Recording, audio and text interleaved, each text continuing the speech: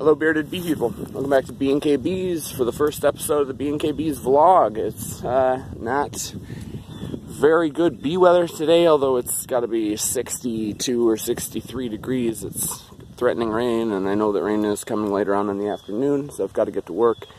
Today I'm adding pollen sub to the survivors, cleaning out some dead outs, taking notes because this is an out yard, so the ones that do exceptionally well in overwintering and in keeping the mites in check when I go around to do mite counts in this yard, those ones will be candidates to get moved to the queen yard, which will get them one step closer to becoming a breeder. So I've got to be pretty meticulous in terms of note taking. Like I said, this is not a great bee weather day. They were kind of bombarding me when I was down there at the feeders. So we'll see how this day goes, but I do have to get pollen sub on, so I'll at least get that done. So, alright, let's get to work.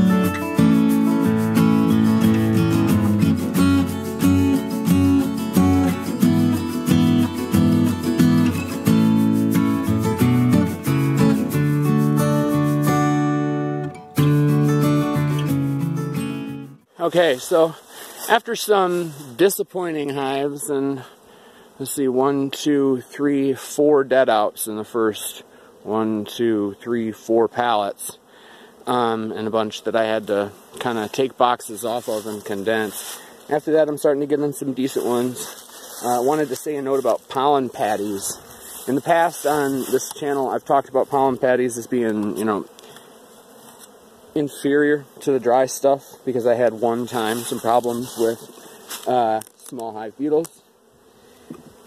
So I don't think they're inferior. It's easier. You just put them right on the top of the hive and you don't have to worry about rain and all that. But definitely keep that in mind. Don't alright, this one looks okay. They're not fantastic. A lot of bees on the inner cover. So yeah, definitely only add it as close to the brood nest as you can. Only add, you know, as much as they can kind of constantly pay attention to. If it's just a couple frames, if you've got 3 frames of bees, you don't want to add a pound of pollen patty because it'll get left. And if the small hive beetles do decide to take interest in it, they will have free reign of it. So be careful of that. But yeah, I'm gonna go through this colony, show you kind of sort of what I've been doing. Not really going through it. I'm not really inspecting anything or pulling any frames for random inspections. I'm just kind of trying to clean up, make sure everything's looking a little bit nicer than it was right after winter, and giving them some pollen sub, making sure they're not going to die out of starvation in the next week or 2. Freaking box, and there's some drone brood.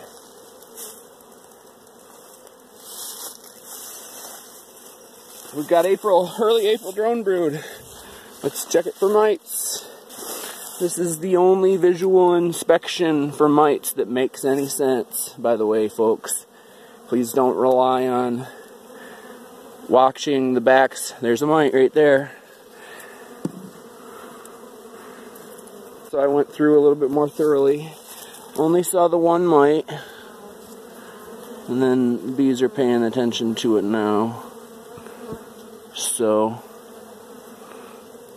it's not an infestation, but you never want to see visually a mite. But once again, that's the only visual inspection that makes any sense. Don't rely on looking at the backs of bees to tell you that you don't have mites. because that doesn't make any sense. They don't like the backs of bees, and you're only seeing a very small fraction of the bees. One place they do like to be, and if you see a lot of, is evidence of a problem, and that is drone brood. So if you break drone brood apart like that, flip them over, give them a look, and if they're covered in mites, you've got a serious issue. I just saw one. We're coming out of winter. This is definitely not something I'd like to see. And it definitely goes down in the scratch pad, and they're probably going to get a date with some oxalic acid at some point very, very soon. But yeah, I like to see drone brood though in early April. That's fantastic. Okay, so this is a hive that I think I'm going to give, you know, a full half of a patty to. I'm going to do it right here in between these boxes. And then I'm going to check the bottom board to make sure it doesn't need any cleaning from me. Well, I'm going to get stung by this nice, ungrateful little bee.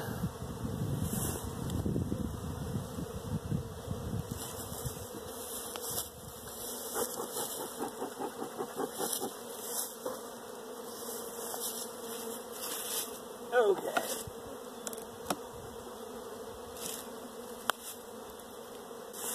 Bottom board back here into the woods and scrape it off.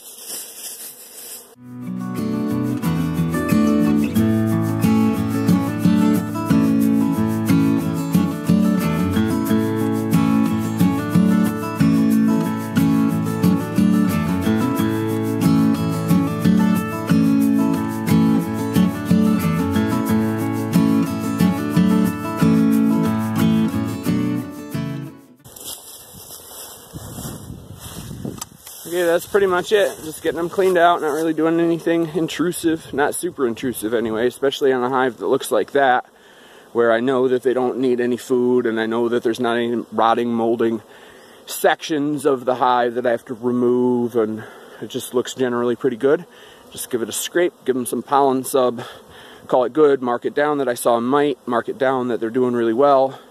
Within the next week, I'll be out here with the mite jar doing mite counts before they get their spring treatment.